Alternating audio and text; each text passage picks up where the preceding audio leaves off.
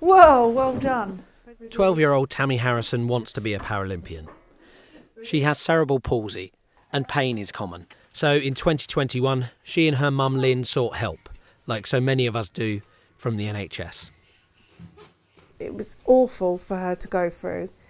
So it was a case of her pain's only going to get worse. We're going to have to do the surgery. It's not surgery that you take lightly, but if your child's already in pain and you know that it could get worse, you kind of jump on it. Tammy had the surgery, which carries significant risks outside of infancy. But after, the family began to worry. While some level of pain is expected with these operations, they described Tammy's as excruciating. Tammy wouldn't leave her bed or she wouldn't leave the sofa. I don't think she left the house for 8-9 weeks. It felt, how do I put it, horrible. To go through that pain where you feel it's horrible in yourself and in your body.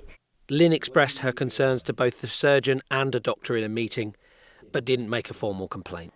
3 years later, in February this year, bosses at Addenbrookes revealed that a surgeon had been suspended after an external review uncovered below standard treatment outcomes in the cases of 9 children over the past 2.5 years. They said the treatment provided was below the standard we would expect and that they and their families are entitled to expect from us.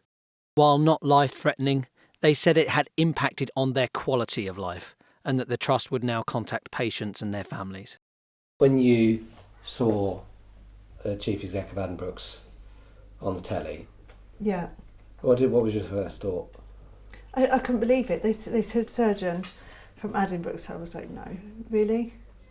Lynn called the helpline set up by Addenbrookes and told them about her concerns.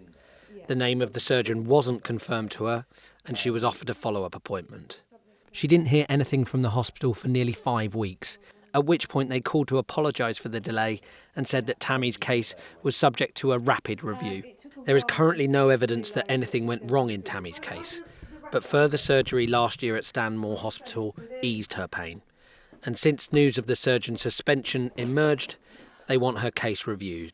Tammy is not one of the 9 children whose cases were highlighted by the hospital, but she was treated by the suspended surgeon. Last night, the hospital confirmed an expert panel would review the cases of 700 patients who underwent planned surgical procedures during the time the surgeon was employed at Addenbrookes.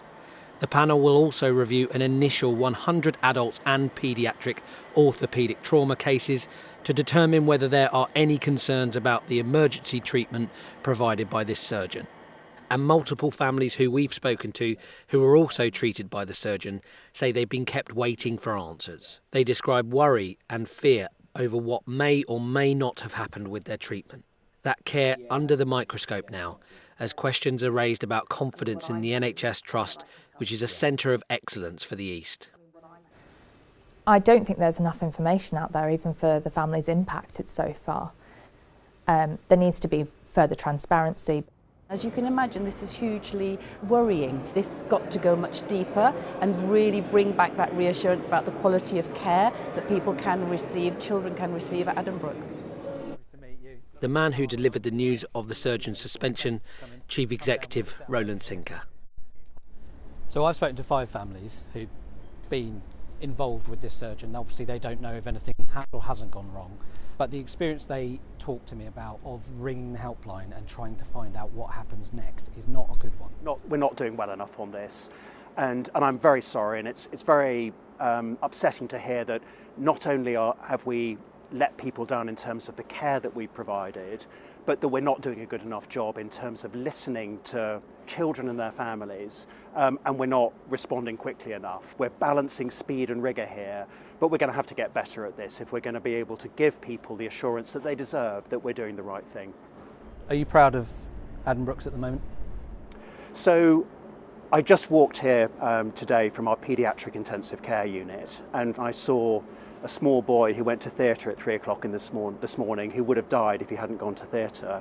When I see those elements of care, I'm incredibly proud.